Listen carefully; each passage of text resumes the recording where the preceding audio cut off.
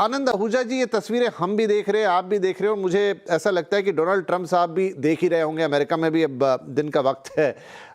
America के point of view से अगर मैं देखूं, वैसे तो अमेरिका और इजराइल मतलब दो भाई जैसे हैं आपस में, अगर बहुत सारे मामलों में देखा जाए, लेकिन कई जगह जहां पर हिमाकत करनी होती है इजराइल करता है अमेरिका के खिलाफ जाके भी। अंशु ने इनफैक्ट वो उदाहरण दिया था जो लेज़र गाइडेड मिसाइल्स हमें मिले, तब अमेरिका चाहता नहीं था वो मिले, लेकिन बावजूद उसके इजराइल ने हमें दिए।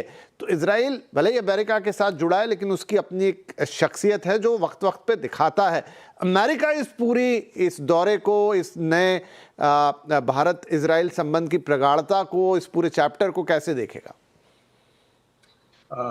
विपिन जी, सबसे पहली बात तो आपने अपने मोनोलॉग में जो बातें कही कि एक ज़माना था जब इंडिया जो है इज़राइल को रिकॉग्नाइज करने में भी, ओपनली रिकॉग्नाइज करने में भी हिचकिचाहट करता था। मुझे याद है मोरारजी देसाई जब प्राइम मिनिस्टर थे तो इज़राइल के डिफेंस मिनिस्टर मोशे दयान इंडिया में चुपके से आए थे और उस वक्त इंडिया में एक पैनिक खड़ा हो गया था कि इज़राइल के जो डिफेंस मिनिस्टर हैं वो इंडिया में कैसे पहुंचे।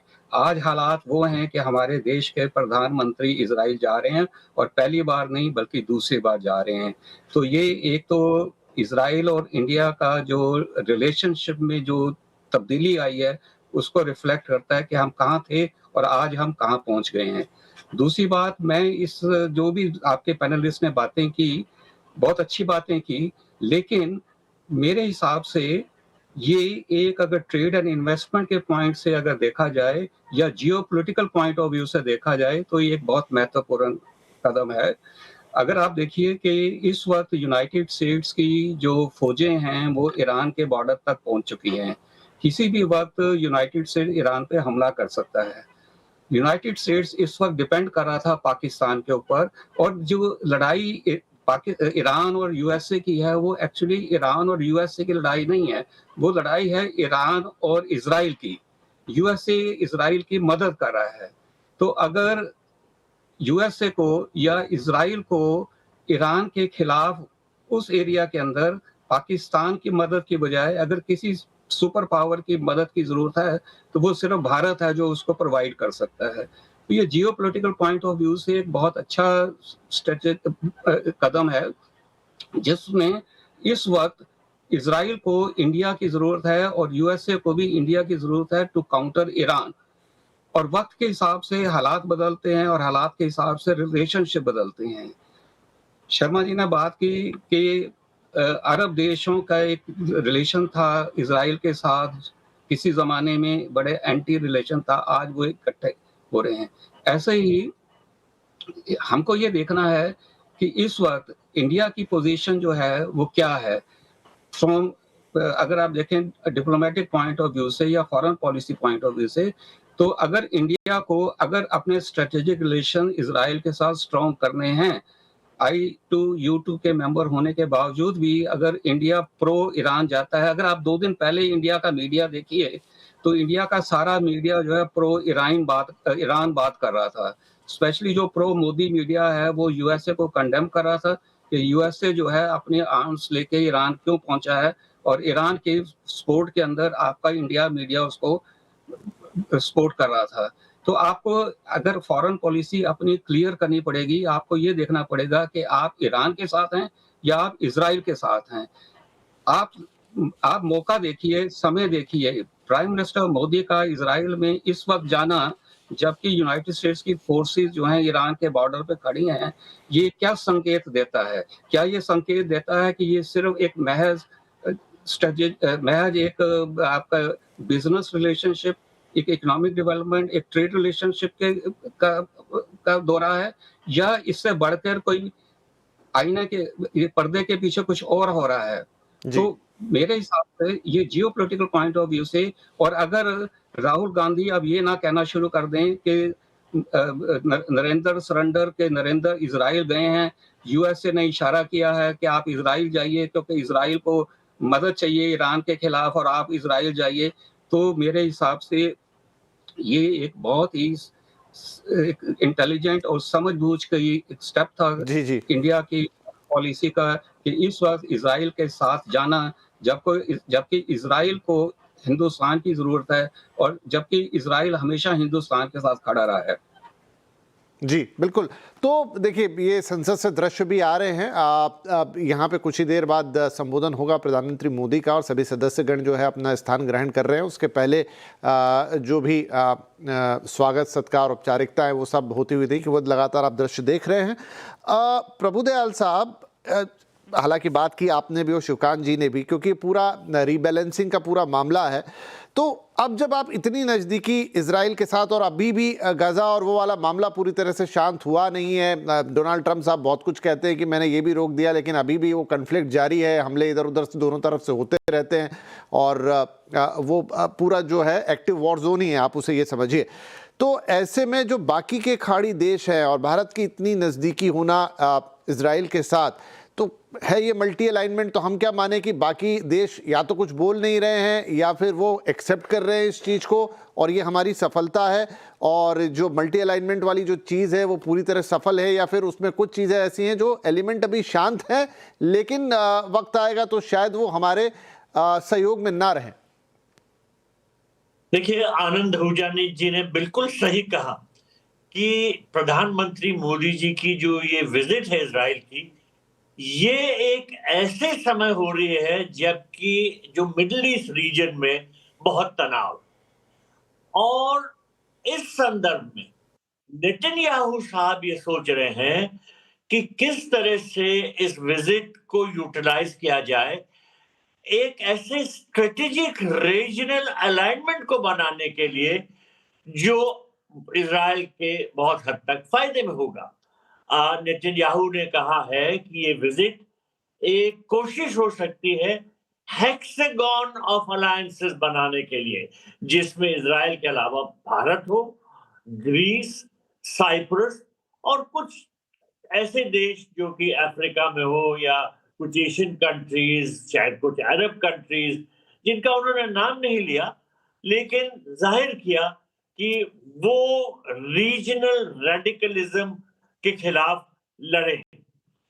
तो जहां एक तरफ नेतन्याहू साहब बड़े वोकल हैं कि इंडिया को इसमें शामिल होना बहुत जरूरी है, लेकिन देखिए, इंडिया हमेशा स्ट्रेटेजिक ऑटोनॉमी फॉलो करता है।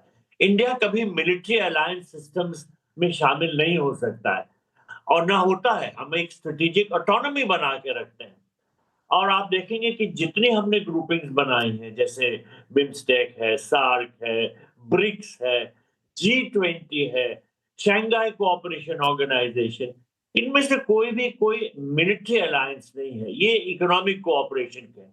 अब क्वाड का जिक्र होता है, ये कहा जाता है कि एक मिलिट्री अलायंस है, लेकिन हमने ये बार बार स्पष्ट किया है कि हम एक सिक्योरिटी डायलॉग इसको समझते हैं, न कि कोई मिलिट्री अलायंस। तो इस वजह से मुझे नहीं लगता कि ये जो नेतन्याहू साहब की कोशिश है कि ये एक हेक्सागोनल अलायंस बने और उसमें भारत शामिल हो, और वो एक तरह से एक मिलिट्री अलायंस हो जो कि एक्सेस ऑफ रेजिस्टेंस हो, मुझे नहीं लगता कि ऐसा होगा, क्योंकि इंडिया अपनी स्ट्रेटेजिक ऑटोनॉमी जरूर मेंटेन करेगा।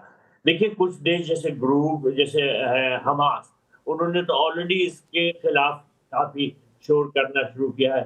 पाकिस्तान ने भी कोई एक असेंबली में रेजोल्यूशन टेबल किया, पास किया है कि ये जो है हेक्सागोनल अलायंस है, बिल्कुल एंटी मुस्लिम है और वगैरह।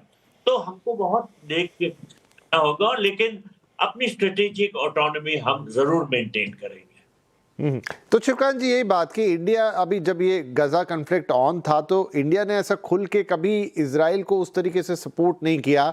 इनफैक्ट जो एक दो बयान गए वो पैलेस्टाइन के फेवर में ही गए, वो बैलेंस सिचुएशन उन्होंने मेंटेन करके रखी। तो क्या इजराइल भी इस बात को समझता है कि भारत कभी भी उस तरीके से या उन चीज़ों पर खुलकर उसका साथ नहीं देगा, लेकिन जितना साथ है उतना ज़रूरी है, और यही रीज़न है कि जो आप चाहे rest of the Muslim world माने या पूरा मिडिल ईस्ट माने, वो भारत की इसी अप्रोच को सराहता है? देखिए, एक अच्छे दोस्त की मिसाल ये होती है कि जब दोस्त जो है कोई बहुत बड़ी गलती करने लगे तो उसको कोई समझाने वाला भी चाहिए। तो भारत की भूमिका इस्राइल में गजा के मामले में खास तौर पे, और जो पश्चिमी किनारे में ये जो सेटलमेंट्स बढ़ा रहे हैं, इस मामले में समझाने वाले दोस्त की रही है और रहनी चाहिए, मुझे लगता है। ये जो इस वक्त ठीक है, एक बड़ा इस वक्त ऐसा क्षण है जिसमें युद्ध हो भी सकता है, नहीं भी हो सकता है। खाड़ी के युद्ध के बाद सबसे बड़ी सेना अमेरिका ने तैनात कर रखी है। मेरा जहाँ तक मानना है, मुझे लगता है ये केवल डराने के लिए उन्होंने किया है, वो खुद नहीं चाहते कि उनको कोई बड़ी लड़ाई छेड़नी पड़े। हो सकता है वो कुछ हवाई हमले कर दें और डराने के लिए, लेकिन इससे आगे कुछ नहीं करेंगे। तो इस यात्रा को हमें इस तरह से नहीं इंटरप्रेट करना चाहिए कि ये कोई नेतन्याहू के समर्थन में ये यात्रा हो रही है या ईरान के विरोध में हो रही है। देखिए, नेतन्याहू आज हैं, कल नहीं रहेंगे। वो बहुत ज़्यादा लोकप्रिय नहीं है इस्राएल के भीतर भी, और आज भी जो संसद में संबोधन होगा, उसमें संसद में भी कुछ विरोध के स्वर सुनाई दे रहे हैं। वो भारत के खिलाफ विरोध के सुर नहीं है। वो इस वजह से हैं कि नेतन्याहू जो हैं, उनकी लड़ाई वहाँ की जुडिशरी से चल रही है, और वो जो जुडिशरी के जो हेड हैं, उनको उस सभा में लेके नहीं आ रहे हैं, इसको लेके विरोध हो रहा है। तो इस यात्रा का मकसद जो है, वो इसराइलियों के साथ, हम इसराइलियों से संबंध बढ़ा रहे हैं, नेतन्याहू से नहीं बढ़ा रहे हैं। इसी तरह से अगर ईरान की दृष्टि से देखें, तो ईरान में जो मुल्लाशाही है, उस मुल्लाशाही का रिकॉर्ड आतंकवाद के मामले में, उस मामले में बहुत अच्छा नहीं रहा है। तो अगर वहाँ सत्ता परिवर्तन होता है, लोकतांत्रिक सरकार आती है, तो भारत ये भी चाहेगा, भारत क्यों नहीं चाहेगा वहाँ लोकतंत्र आए? तो इसको इस तरह से देखना चाहिए। तो और कुछ देर पहले मेरे ख्याल से शायद शंकर जी ने बात की थी ये I2U2 की, कि U2 जो है वो उतना हमारे हक में नहीं है। लेकिन असलियत ये है कि अमेरिका जब जिस को ऐसी टेक्नोलॉजी देना चाहता है जो वो सीधे नहीं देना चाहता, वो इसराइल के माध्यम से उसने दी है। तो इसराइल से हमें अगर इस तरह की टेक्नोलॉजी कभी-कभी मिलती है, तो उसमें ऐसा नहीं है कि वो अमेरिका के विरोध में या अमेरिका के खिलाफ जाके मिलती है। वो अमेरिका की एक तरह से समझ के साथ या अमेरिका की मर्ज़ी से ही हमें मिलती है। तो इसराइल जो है, इसराइल की भूमिका इस मामले में भी बहुत महत्वपूर्ण है कि जहाँ अमेरिका सीधा नहीं आना चाहता, वहाँ हमें इसराइल के द्वारा कुछ तकनीक मिल सकती है, कुछ सहायता मिल सकती है। तो इसराइल की बहुत सारी भूमिकाएँ हैं, उसके बहुत सारे पहलू हैं, और हमें भारत की इस यात्रा को इसराइलियों की नज़र से देखना चाहिए, केवल नेतन्याहू साहब की नज़र से नहीं देखना चाहिए।